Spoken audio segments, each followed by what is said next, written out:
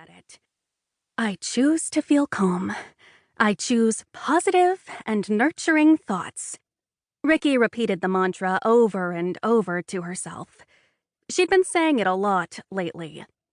Seconds later, rain slammed the cottage roof with an almost deafening force. Ricki's phone sounded an alert, and she grabbed it. She read the message. Hurricane watch canceled. Seriously? Ricki said with a frustrated groan. Someone tapped on the front door. She opened it to see her friend Zella standing on the steps under the old home's overhang, casually swinging an umbrella from a strap hooked to her index finger. You get the alert? Watch is canceled. I know. Again. In the 2 months since Ricki had moved back to the Big Easy, her childhood home, she'd endured 3 hurricane false alarms. Another boom of thunder made Ricki jump. A lightning bolt lit the sky. No hurricane, huh? What do you call this? She gestured to the clouds above, which were currently operating as faucets in the sky. Weather, California girl. Zella grinned, creasing the cloud and lightning bolt she'd painted on her cheeks. A quirky artist, she liked to use herself as a canvas. Zella's support jobs included working at the family business, Pelly Deli, and running the cafe at Miss Vee Culinary House Museum. Miss Vee was also Ricki's place of business. Ricki had realized a dream and opened Miss Vee's vintage cookbook and kitchenware shop, which served as a unique gift shop for the museum. The shop name was an homage to the nickname of Miss Vee's late owner, Genevieve V. Charbonnet. You ready to go? Zella asked. Yes. Ricki bent down and planted a kiss on the head of each dog.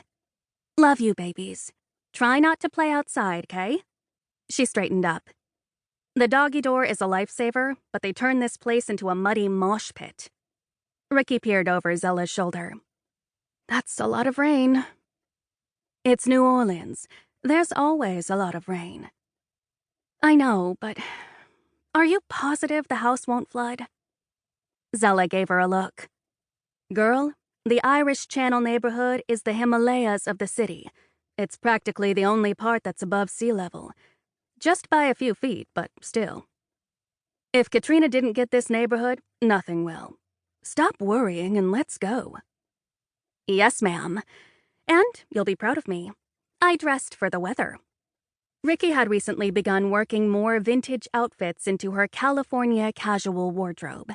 She struck a pose, showing off an early 2000s long-sleeve yellow crop top, matched with a 1970s skirt in a cheery daisy pattern.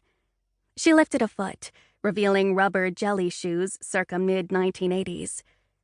In another homage to the 1980s, she'd used a scrunchie to corral her mass of light brown curls into a high ponytail.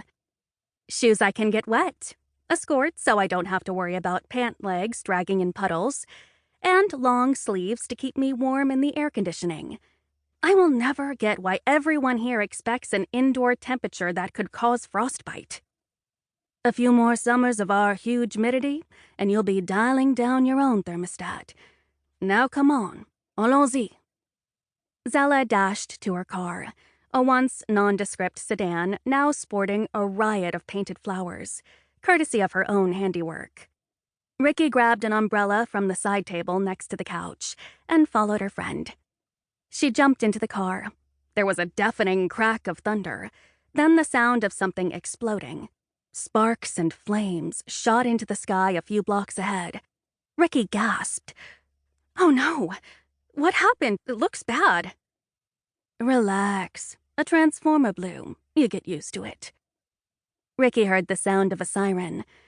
Or not, she thought, her eyes on the flames.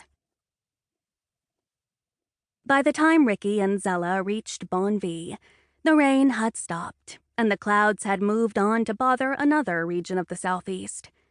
Ricki parked in the tiny patch of gravel and crushed oyster shells that served as the employee parking area.